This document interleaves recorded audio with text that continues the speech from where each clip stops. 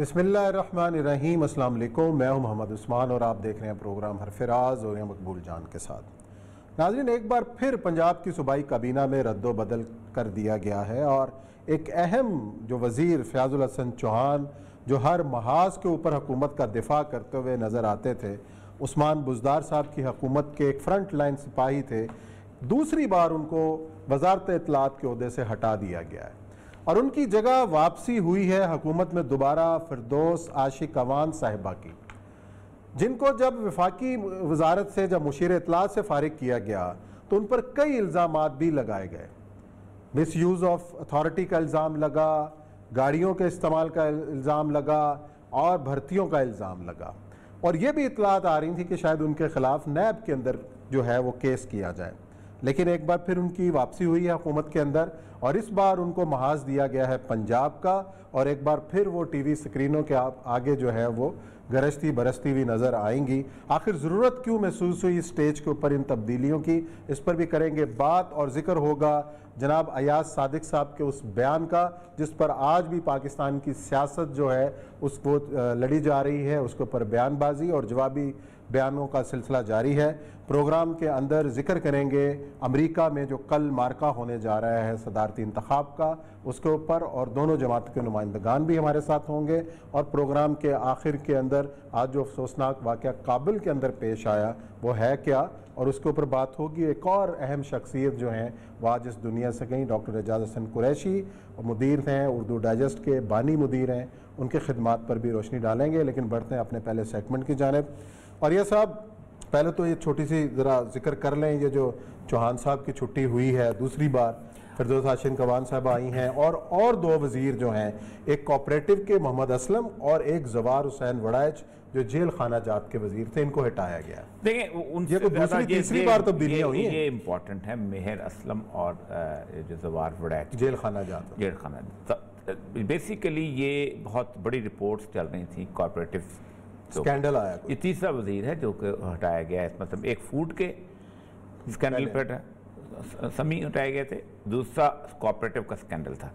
अब कोऑपरेटिव में basically group बन गया हुआ था बहुत बड़ा, राजा रियाज की सरकर्दगी में साथ ही मेहर असलम परवाना, जी वही मेहर असलम परवाना है जिसको जज ने कहा था कि अंग्रेजी सुना दें। अच्छा। तो उसने कहा था निकी सुनावा या वड्डी सुनावा। अच्छा। तो ये बड़े लायक वज़रा में से हैं। अच्छा, ठीक। ये एक उनके साथ था तैमूर भट्टी और एक गजनफर कुरैशी। ये एक झगड़ा चल रहा था कि हमें वो दे दें, इसके क्या होता है ये जो नैब तहसील के निज़ाम नाज़िम की टिकट, आजकल ये चल रहा है, सारा चक्कर चल रहा है ना, और लोग दर दर काफ लीग में शामिल हो रहे हैं, आपको अंदाज़ा नहीं है इसका। ये तो एक दफ़ा ये इसको हिट किया गया है इन लोगों को। फिरदौस आशिक अवान जो है वो वाया डस्का आई हैं। वाया डस्का को पीर साहब है? आप बहुत बड़े पीर साहब। अच्छा। आप मिठाई भी खाते हैं, उनके एक मुरीद हैं। जी जी, उनका एक मुरीद का चैनल भी है। ठीक है, तो वाया डस्का आती हैं, वो डस्का के वाया वो हमेशा नहीं, ये डस्का वाया बनी गाला वाया सब। कल देखे ना खान साहब ने एक इंटरव्यू में भी कहा है कि मैं सब बातें मानता हूँ और सब बातें करता हूँ, डिस्कस करता हूँ। तो अच्छी बात है, करनी चाहिए बार, लेकिन उनका मजबूत है, उनका किला मजबूत है फिरदौस। लेकिन जब हटाया गया और इल्जामात की पूरी बारिश और वही जो PTI is the most unpredictable party ever I have seen in my life. कोई प्रेडिक्ट कुछ भी कर सकते हैं। अच्छा, मतलब यू टर्न तो बड़ी छोटी सी चीज है ना। लेकिन एक चीज समझ में नहीं आई, चले ठीक है फिरदौस आशिक फिर हम कहते हैं कि इमरान खान कोई भी दावा कर ले, पीटीआई के फॉलोअर मानेंगे तो फिर मुझे कहते हैं कि आप तौहीन करते हैं। नहीं, लेकिन बात यह है कि फ़याज़ुल हसन चौहान साहब पहले वजीर थे, उनको हटाया गया, दो वजीर उसके बाद वजारत इत्तलात बनाए गए और अब जो कहा जा रहा था कि फ़याज़ुल हसन चौहान ठीक जा रहे थे, बहुत ठीक जा रहे थे, बहुत ज़्यादा संभल गए थे, मेगा मुगा के गुफ्तगू से निश्चिताब करने लग गए थे, बहुत ठीक जा रहे थे। लेकिन फिरदौस आशिक अवान का क्या करें? कोई और भी जगह हो सकती है। नहीं, वो ठीक काम कर रहे हैं, उसको हटा के फिर नहीं, उनको वही चाहिए थी, वो पब्लिक उसमें आना चाहती थी। साल मगर लोग उदास हो गए थे उनके बगैर, खुद भी उदास हो जाते हैं। अच्छा, खुद भी उदास हो जाते हैं। वो मतलब कुछ ऐसी चीज नहीं जिसको डिस्कस किया जाए। मैंने आपको वो दोनों इंपॉर्टेंट बता दिया, मेहर असलम और मैंने वो गैंग बता दिया, क्योंकि कोऑपरेटिव का कोई ऑडिट नहीं हो रहा है एक तवील अरसे से। कोऑपरेटिव का पूरा जो सिस्टम बैंक था वो जला दिया गया था, उसको ऑफिस जला दिया गया था। कोऑपरेटिव वो चीज़ है कि जो पाकिस्तान के अंदर पंजाब वो वाहिद जगह है कि जिसके अंदर मल्क रियाज से लेके नीचे तक हर बंदे ने कॉलोनीज बनाई हुई हैं। कोऑपरेटिव वो जगह है कि जो हर कोई दूसरे शहर के अंदर एक बहुत बड़ी क्या होती है जो हाउसिंग स्कीम बन रही है। कोऑपरेटिव बहुत अजीब। अच्छा, ये इनिशिएटिव किसका है?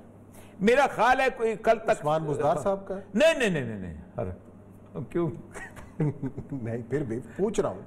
वो एक बुजुर्ग आदमी जो थे ना, हाँ, 92 की एज में, तो वो पकड़े गए एक खातून को छेड़ने के इल्जाम में, तो उनको 2 साल कैद हो गई। तो उनका अंदा आया, उसने कहा दोस्त उनका कि यार तुम मतलब मान क्यों गए? मुझे पता तुमने नहीं छेड़ा। कहता 92 साल में ये इल्जाम छोटी बात है कि मुझे 92 की एज में, तो आप क्यों बुज़दार साहब को इल्जाम ना दें?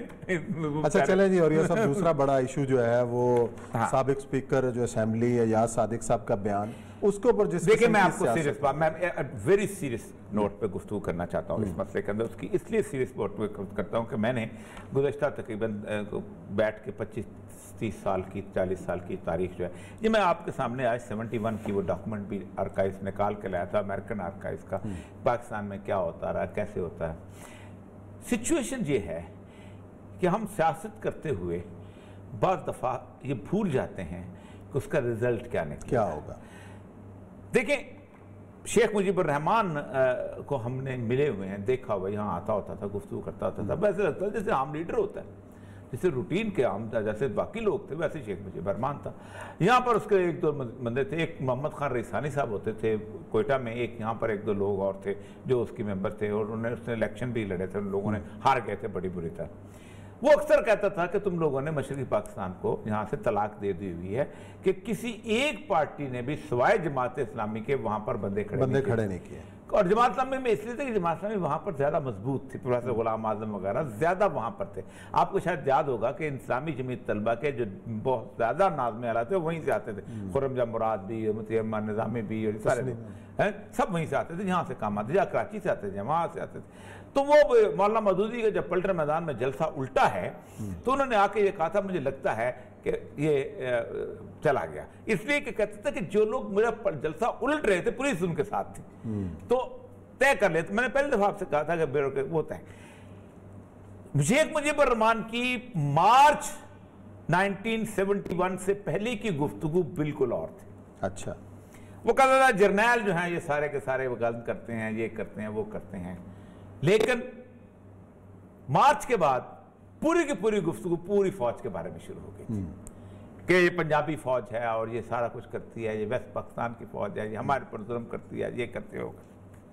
दूसरा सिनेरियो मैं आपको बताऊं कि 2007 के बाद तहरीक तालिबान पाकिस्तान बनी थी। ठीक है, आप आज भी उनका जो उन्होंने व्हाट्सएप ग्रुप बनाए हुए हैं, जिस व्हाट्सएप ग्रुप में सारे अक्सर साफी पाकिस्तान के जिनको इन्फॉर्मेशन फीड करते हैं, उस व्हाट्सएप ग्रुप से पहले उनकी वेबसाइट वगैरह देख लें, तहरीक तालिबान की, उमर मीडिया देख लीजिए। वो 2007 में उनकी गुफ्तगू क्या होती थी, हम जर्नैलों के खिलाफ हैं, हम मुशर्रफ के खिलाफ हैं, हम फलां के खिलाफ हैं, और आम फौजी को कहते थे कि वो वहां से निकलें, उसके खिलाफ खड़े हो, ये जर्नैल ये सब में करप्ट हैं, फौज तो ठीक है। लेकिन with the passage of time कैफियत वही आ गई कि उन्होंने कहा नहीं हम फौज के खिलाफ हैं। उसकी एक बुनियादी वजह यह है कि लीडरशिप को अटैक करने के बाद आप किसी भी तंजीम को ठीक नहीं रहने देते। अयाज सादिक साहब का जो मामला है, अयाज सादिक साहब को उस बयान की बाकायदा वजाहत करके माफ़ी मांगनी चाहिए। मैं आज भी कहता हूँ, मेरी उम्र गुजरी मीडिया के अंदर है, और मीडिया के अंदर बाकायदा मैंने ड्रामा लिखा है, और फिर ड्रामे की रिहर्सल कराई है, और ड्रामे के पॉजेज एंड स्ट्रेसेस का पता है। अक्ल का अंधा भी ये समझता है कि ये पूरे का पूरा जो बयान था वो बाकायदा रिहर्स करके किया गया है। अच्छा, मैं एक कोना बता सकता हूं कि कहां रोका गया है, कहां उसके बाद 3 सेकंड का पॉज दिया गया, और कहां पता चले कि इसको अगर काट दिया जाए तो एकदम सारे का सारा बयान जो है वो जनरल बाजवा के खिलाफ हो जाएगा। पीटीआई मुस्लिम लीग नून के एक बहुत बड़े आदमी जो डॉन लीग का शिकार थे, और उसके साथ उन्होंने बहुत अपनी जिंदगी की बहुत कुछ गवाया भी, उन्होंने पिछले दिनों अपनी एक थ्योरी मुझे पेश की जो कि पीटीआई के कुछ बुजुर्गों के दिमाग में है। मैं नाम नहीं लेना चाहता, लोगों को पता ही होगा।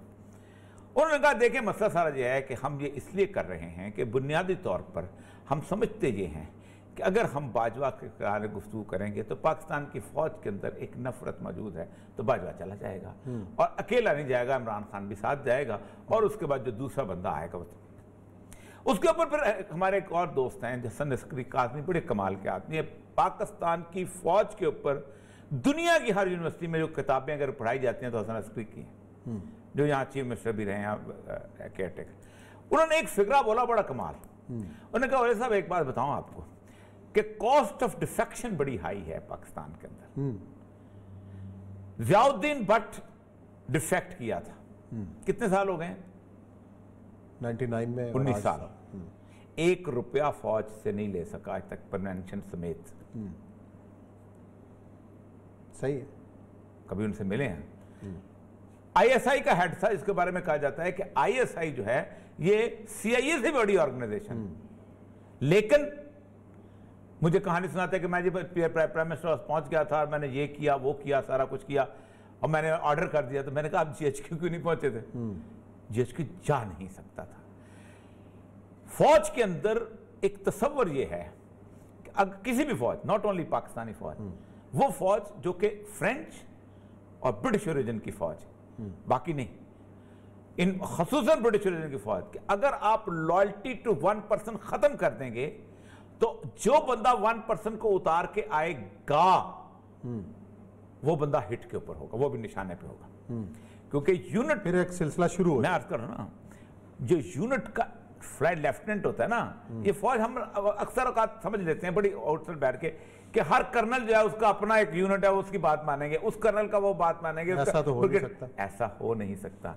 ये आपकी ट्राइबल फोर्सेस नहीं है जैसे लीबिया में थी, जैसे मिस्र में थी, जैसे सऊदी अरब में थी, जैसे इराक में थी। आप इस तरह निशाना बना रहे हैं, उस तरीके से आपने और मजबूत आप अच्छा, इससे होगा क्या उस्मान साहब? मैं आखिरी बात करना चाहता हूँ, होगा ये कि कंफ्यूजन होगी और सिनेरियो दो लोग बड़े अजीबोगरीब बोलते हैं कि बांग्लादेश में ना, सिचुएशन ये है कि यहां पाकिस्तान की फौज ने यहीं रहना है। बिल्कुल सही बात।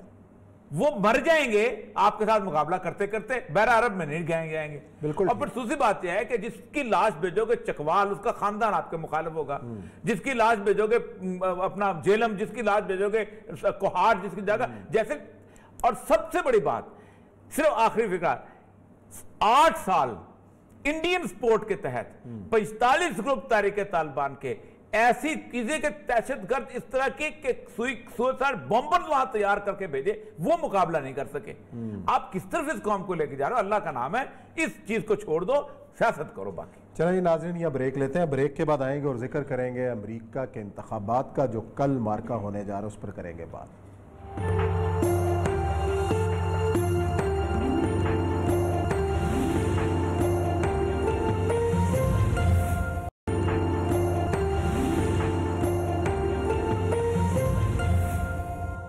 जी नाज़रीन, हरफ़े राज में एक बार फिर खुश आमदीद। कल अमेरिका में सदारती इंतखाबात होने जा रहे हैं। जो बाइडन मुकाबला कर रहे हैं सदर ट्रंप का, जो मौजूदा सदर हैं। कौन जीतेगा, कल अमेरिकी अवाम इस पर फैसला करेंगी। आज अमेरिका से हमारे साथ 2 अहम शख्सियात मौजूद हैं। एक नुमाइंदगी करते हैं जो बाइडन की और दूसरे रहनुमा हैं रिपब्लिकन के डॉक्टर अर्जमंद हाशमी साहब ने हमें ज्वाइन किया और साथ ही ताहिर जावेद साहब ने हमें ज्वाइन किया है जो बाइडन की कैंपेन चला रहे हैं और बड़े एक्टिवली दोनों अमेरिकी पॉलिटिक्स के अंदर अपना रोल प्ले कर रहे हैं। पाकिस्तान के हवाले से दोनों अपना किरदार अदा कर रहे हैं। इनको अपने प्रोग्राम में खुश आमदीद कहेंगे और पहला सवाल ताहिर जावेद साहब से मैं पूछूंगा कि क्या होने जा रहा है और ख़ास तौर पर जो अमेरिका में मुकीम मुसलमान और ख़ास तौर पाकिस्तानी हैं वो किस तरह से सपोर्ट कर रहे हैं और किसको सपोर्ट कर रहे हैं? जी देखिए जी, इस वक्त जहाँ पे हम खड़े हैं, हम 4 साल की डोनाल्ड ट्रंप की प्रेसिडेंसी को देख के उसको क्लोजली वॉच करने के बाद तो ये चीज़ सारी दुनिया को वाजे हो गई है कि डोनाल्ड ट्रंप साहब जो है वाइट सुप्रीमेसी को सपोर्ट करते हैं, एंटी इमिग्रेशन है, मुस्लिम बैन उन्होंने लगाया, उसके बाद चिल्ड्रन बच्चों को उनकी फैमिली से सेपरेट किया, बहुत सारे इश्यूज है। पूरी दुनिया के अंदर अमेरिका को आइसोलेट कर दिया, एक दो कंट्रीज को छोड़ के हमारा रिलेशनशिप 50 इयर्स की डिप्लोमेसी को रोल बैक किया। तो ये सारी चीज़ों को दुनिया देख लिया। फिर उसको जब आप अपनी कंट्री में वापस आते हैं कि कोरोना वायरस को उन्होंने जिस तरह हैंडल किया, स्टिमुलस पैकेज जो सेकंड वाला था उसको देने से इनकार कर दिया लोगों को, जॉब्स लोगों के पास नहीं है, लोग घर पे बैठे हुए हैं और फिर उनको हेल्प भी नहीं मिली। तो ये सारी चीजों को देखते हुए मैं नहीं समझता कि यहाँ पे बात अब रह गई है कि मुसलमान या नॉट मुसलमान या पाकिस्तानी या मैक्सिकन की। अभी बात रह गई सारी दुनिया को सेव करना है इस वक्त, कंट्री को इस वक्त, लोगों को सेव करना है इस वक्त, फैमिलीज को प्रोटेक्ट करना है। तो ये जो इश्यूज हैं वो एक छोटे इश्यूज से निकल के बड़े इश्यूज के अंदर मुंतकिल हो गए, जिसकी वजह से हमने देखा है कि अर्ली वोटिंग के अंदर। जी, ये बात आपसे मैं सवाल पूछूंगा। पिछले इलेक्शन में मैं वहीं था उस जमाने के अंदर, तो उस जमाने में सामने आता था कि वाइट सुप्रीमेसी को एक्सप्लॉइट कर रहे हैं और वाइट सुप्रीमेसी में गोरा दोबारा जीत रहा है। 70% के करीब गोरा है वहाँ पर। आप ये मुझे बताइए कि क्या गोरा जो है वो डेमोक्रेट्स की तरफ दोबारा वापस आएगा? ये बहुत बड़ा सवाल है कि वही प्रोटोटाइप इमेज के ऊपर जो अमेरिका में है वो चलता जाएगा। देखिए, जहां तक सारे गोरे जो है वो व्हाइट सुपरमेसी पे बिलीव नहीं करते। इन्हीं गोरों ने वोट देने के बाद ब्लैक्स को वोटिंग राइट भी दिए थे और वुमेन को वोटिंग राइट भी दिए थे। उस वक्त भी इनकी रेशियो इतनी थी, बल्कि बहुत ज्यादा थी इससे। लेकिन एक स्मॉल सेगमेंट है जो बिलीव करता है एक व्हाइट सुपरमेसी के ऊपर, और उनकी एक तादाद मौजूद है। उससे वो ज्यादा नहीं कभी भी हुई, ना ही वो उससे ज्यादा बहुत ज्यादा कम होती है, कभी कम हो जाती है। लेकिन एक जैसे समझाने के लिए, जैसे पाकिस्तान में आप कह लेंगे जमात इस्लामी का वही वोट है जो 47 में था वही आज है। तो ये वो व्हाइट सुपरमेसी कम हुआ, ऐसा नहीं है सर, ऐसा नहीं है। चले तो वो जो उन्होंने इसको जिताया नहीं था, उन्होंने इसको जीत के करीब लेकर के गए थे। जिताया था स्विंग स्टेट्स ने, जिताया था विस्कॉन्सिन ने, पेंसिल्वेनिया ने, मिशिगन ने, नॉर्थ कैरोलिना ने। अब ये 4-5 जो स्टेट्स है ना, इसके अंदर इनके जो जीतना है वो बहुत मुश्किल है। इसके अंदर लोगों को नजर आ रहा है मेल इन बैलेट की इतनी तादाद जा चुकी है और अर्ली वोटिंग हो चुकी है। और अर्ली वोटिंग में बहुत सारी स्टेट्स के अंदर लोगों ने अपने आप को डिक्लेयर किया हुआ है और नजर आ रहा है कि 45% वोटर्स जिन्होंने अर्ली वोटिंग में वोट डाला है वो डेमोक्रेट है, 24% रिपब्लिकन है, बाकी जो है उन्होंने डिक्लेयर नहीं किया हुआ था। अगर इसी रेशियो को अनडिक्लेयर्ड के साथ रख के देखें तो डेमोक्रेट्स ने अर्ली वोटिंग के अंदर डबल वोट दिया है। और अर्ली वोटिंग में मौजूदा जो वोट डला है वो पिछले सालों से डबल डला है। इन सारे डिजिट्स को आप जब देखते हैं तो नजर ये आ रहा है कि जो इलेक्शन डे है वो नॉट जस्ट बाइडेन जीतेंगे बल्कि काफी बड़ी तादाद के अंदर जीतेंगे। अच्छा हाशमी साहब, डॉक्टर साहब ताहिर जावेद साहब ने जिस किस्म के अदाद शुमार पेश किए हैं, आप इनसे इत्तफाक करते हैं? जाहिर आपने भी तैयारी कर रखी है, आप ट्रंप को सपोर्ट कर रहे हैं, आप क्या मंजर देखता हुआ नजर आ रहा है आपको? देखिए, ताहिर साहब बड़े अच्छे दोस्त हैं, लेकिन उनकी एनालिसिस जो है वो बिल्कुल गलत है। उनकी एनालिसिस बिल्कुल डेमोक्रेटिक एनालिसिस है जो कि मैं बिल्कुल एग्री नहीं करता, और मैं इनसे वैसे भी बात कर चुका हूँ कई दफा।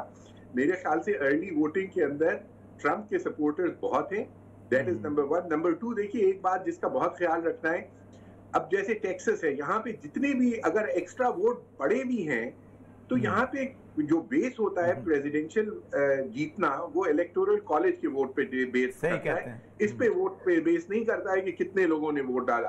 अब अगर 10 मिलियन लोग भी ज्यादा वोट डाल देंगे टेक्सास में, और टेक्सास अगर ट्रंप का ही है तो ट्रंप को उतने ही इलेक्टोरल कॉलेज के वोट मिलेंगे। जो इशू आ रहा है वो सिर्फ 3, 4, 5 स्टेट्स में है, जैसे ताहिर भाई ने कहा है, पेंसिल्वेनिया है, मिशिगन है, विस्कॉन्सिन है, एरिजोना है और फ्लोरिडा है।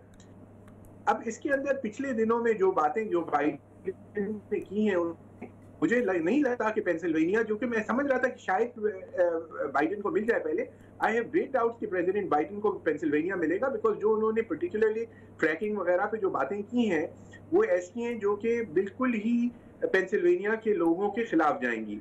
पेंसिल्वेनिया ने पहले भी प्रेसिडेंट ट्रंप को वोट दिया था और पेंसिल्वेनिया दोबारा प्रेसिडेंट ट्रंप को वोट देगा, और मेरे ख्याल से प्रेसिडेंट ट्रंप की विक्ट्री दोबारा होगी। अच्छा, ये बताइएगा, ये जो सेंट्रल स्टेट्स हैं, ये जो तुलसा, ओक्लाहोमा वगैरह जो का इलाका है, और उसके बाद नीचे अगर वो जो आर्कनसा और ये जो इलाका है नीचे आपका साउथ का जो इलाका है, इसके अंदर तो आपको याद होगा साउथ की स्टेट्स तो हमेशा से काले के खिलाफ रही, वो चलाया, और उसके अंदर एक बड़ी, मैंने तो फीलिंग देखी थी ट्रंप के हक में।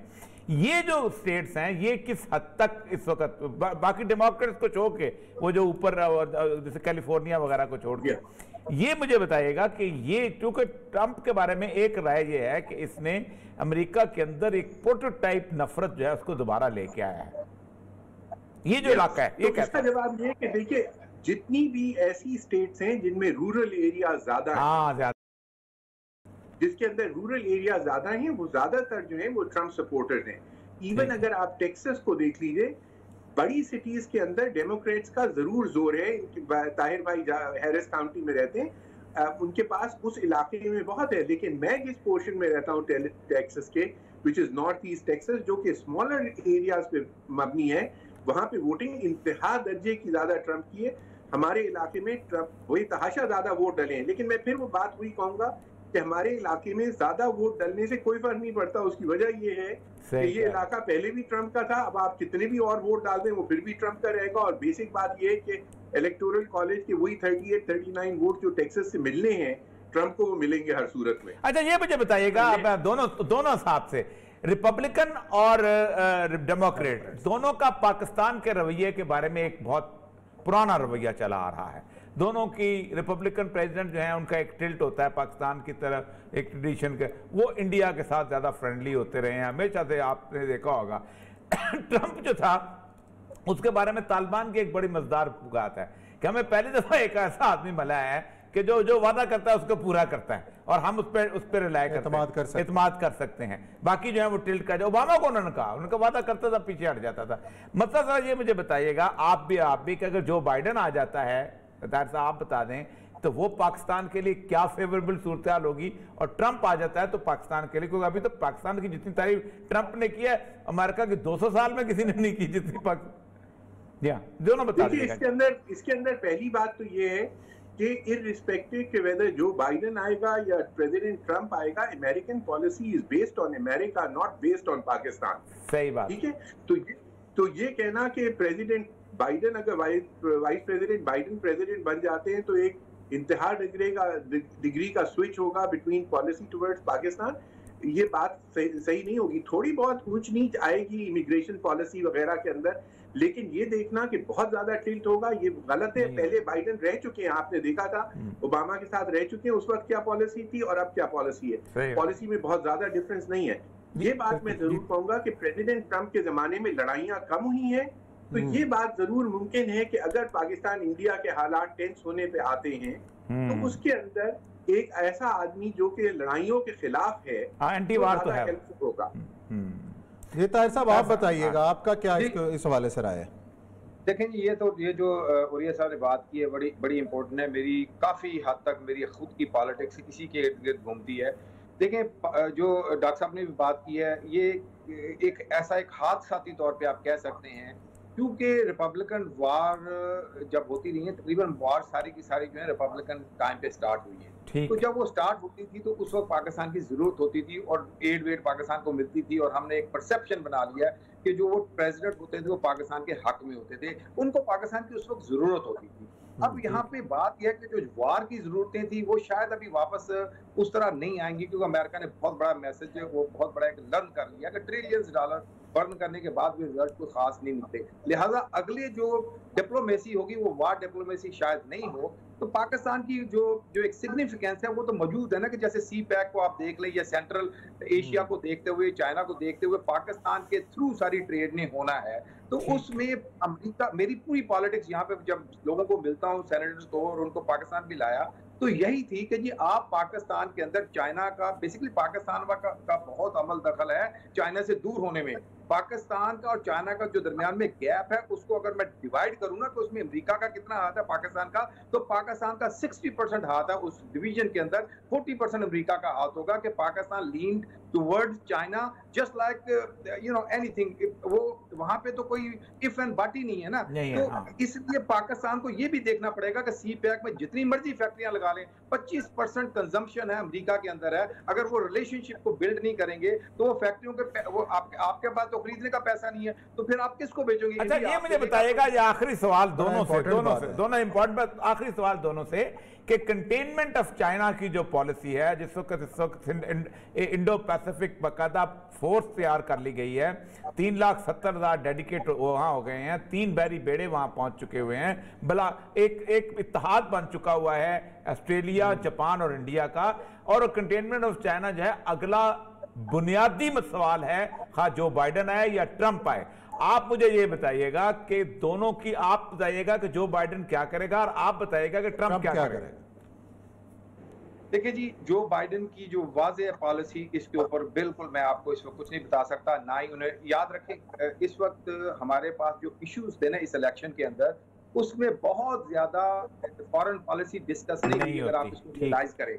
बल्कि अनफॉर्चुनेटली फॉरेन पॉलिसी का तो इतना भी टच नहीं हुआ, सिर्फ हमने चाइना रशिया लागते रहे, थोड़ा बहुत जेनेरिक बातें होती रही हैं। स्ट्रेटेजिकली इसके ऊपर कोई बात नहीं हुई। आई डोंट इवन थिंक कि कोई ऐसी पॉलिसी बाइडेन ने की भी है जिसके अंदर करके हमारा जो बाइडेन के आने के बाद जो सबसे पहली जो सिचुएशन होगी ना, मैं आपको वो बता देता हूँ कि ग्राउंड को वापस लोगों के साथ जो डिप्लोमेसी 50 इयर्स की थी, जिसके अंदर कोई भी कंट्री किसी और कंट्री से बात करने से पहले अमेरिका की तरफ देखता था, अब वो अमेरिका की तरफ नहीं देखता, वो अमेरिका को इग्नोर करके अपनी डिस्कशंस दूसरे मुल्कों के साथ कर रहा है। तो बाइडेन की जो इमीडिएट पॉलिसी होगी कि उस ग्राउंड को वापस कैप्चर किया जाए और वापस दूसरे मुल्कों के अंदर जो सिग्निफिकेंस अमेरिका की थी उसको किस तरह, जो 50 इयर्स डिप्लोमेसी जिसकी वो बात करते हैं। और यकीन रखें रिपब्लिकन पार्टी भी यही चाहती है। सिर्फ डोनाल्ड ट्रंप थे एक शख्स जिसने इस चीज के मुखालफत करते हुए कहा जी कि हमें सऊदी अरब से क्या लेना है। ये तो डॉक्टर साहब आप बताइएगा ना, डोनाल्ड ट्रंप क्या।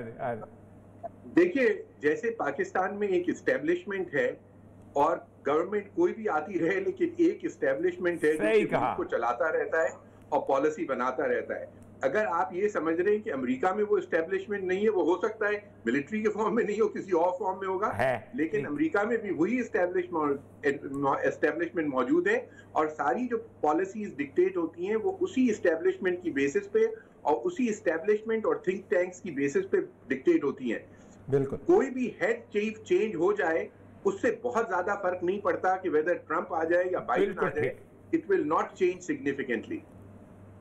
चलें जी, बहुत शुक्रिया दोनों अफराद का कि बड़ी ज़बरदस्त किस्म की आपने हमसे जो मालूमात शेयर की। और देखना ये है कि कल अमेरिकी अवाम क्या फ़ैसला करते हैं और नया हुक्मरान अमेरिका का कौन होता है, ये तो कल ही पता चलेगा नताइज के बाद। नाज़रीन, यहाँ लेते हैं ब्रेक और ब्रेक के बाद आएंगे और जिक्र करेंगे अफगानिस्तान की सूरत।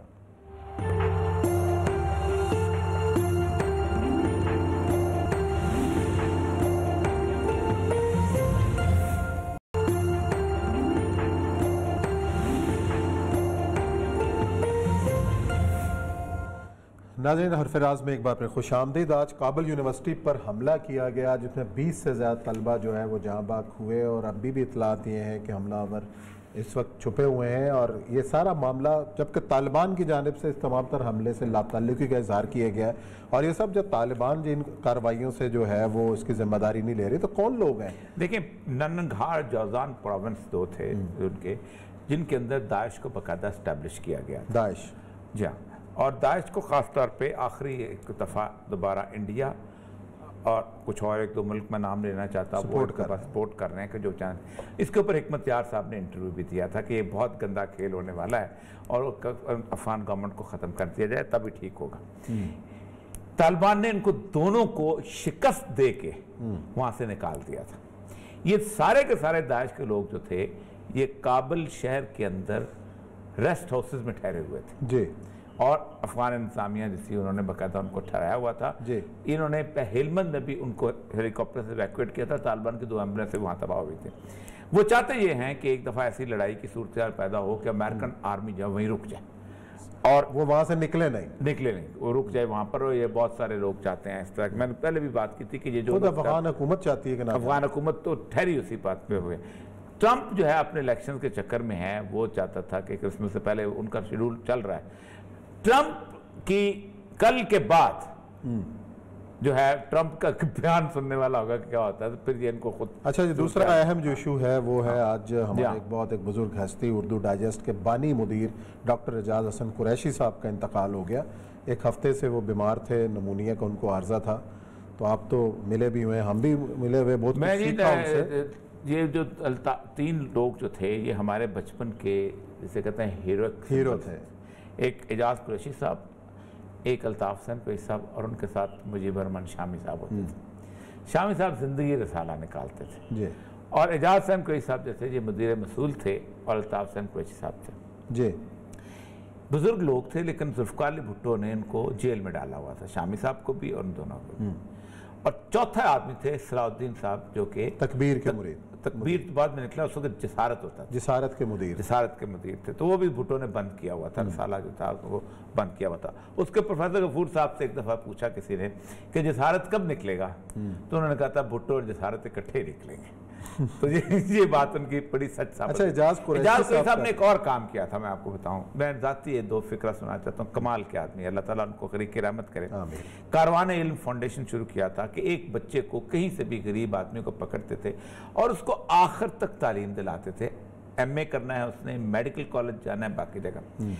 उसमें एक वाक़या मैं आपको बताता हूँ। मैं वहाँ गया था, तो एक बच्चे ने अपनी कहानी सुना रहा था जो डॉक्टर बन चुका हुआ था। तो उसने कहा मैं कसूर से आया था और मेरे पास डॉक्टर साहब से पैसे लेता था, वहाँ चला जाता था, हॉस्टल में रहता था, और वो हर महीने में आके पैसे लेता था ताकि मैं अपनी ज़िंदगी गुजारा करूँ। तो मैं पैंट कमीज़ के साथ मैंने कैंची चप्पल पहनी हुई थी। तो डॉक्टर साहब ने मुझे देखा, कहाँ आए हो? तो मैंने कहा मैं यहाँ आया। तो कहाँ पढ़ते हो? मैंने कहा कि मैं किंग एडवर्ड मेडिकल कॉलेज में पढ़ता हूँ। तो उनका तुम ऐसे कैसे जाते हो तुम कॉलेज? जैसे जाते हो? उन्होंने कहा मैं ऐसे। तो कहते हैं कि ड्राइवर को बुलाया कि वो आज अभी बाली के अच्छे 20-25 हज़ार के जूते खरीद के लाए थे अपने लिए, कहा इस लड़के को दे दो। मैं आज भी मिसाल दिया करता हूँ कि अल्लाह ताला कहता है कि वो आतल माला अला हुब्बे ही ज़बिल कुर्बा, उस माल को खर्च करो जिससे तुम मोहब्बत करते हो। जो माल तुमने, जो सूट तुम खरीद कर आए अपने लिए, जो जूता तुम खरीद कर आए, और इतने लोगों ने उनसे फैज़ पाया है एजाज हुसैन कोई साहब ने, और इतने आलम आदमी थे, इतने पढ़े, प्रोफेसर थे बेसिकली, प्रोफेसर थे, और उन्होंने जितनी खिदमात हैं उनकी मौलाना मौदूदी और जमात इस्लामी के साथ और बाकी चीज़ों के साथ और दीन की खिदमत के हवाले से। उर्दू डाइजेस्ट बताते खुद पाकिस्तान का वाहिद उर्दू डाइजेस्ट था उस्मान साहब कि जो शुरफा के घर में पढ़ा जा सकता, और अब भी पढ़ा जाता, और अब भी पढ़ा जाता। बहुत से डाइजेस्ट लोग कहते होंगे, सरोर सुखेरा का भी डाइजेस्ट, सरोर सुखेरा का नाम वो जो था शकील आदिल उसका था सबरंग, लेकिन द क्वालिटी ऑफ शराफत वो सिर्फ उर्दू डाइजेस्ट। बिल्कुल, अल्लाह ताला उनको ग़रीक़ रहमत करे जी। इसी नोट के साथ हम अपने प्रोग्राम का इख्तिताम करते हैं। कल इंशाअल्लाह नए मौज़ूआत के साथ आपकी खिदमत में हाजिर होंगे। अपना ख्याल रखिएगा। अल्लाह हाफ़िज़।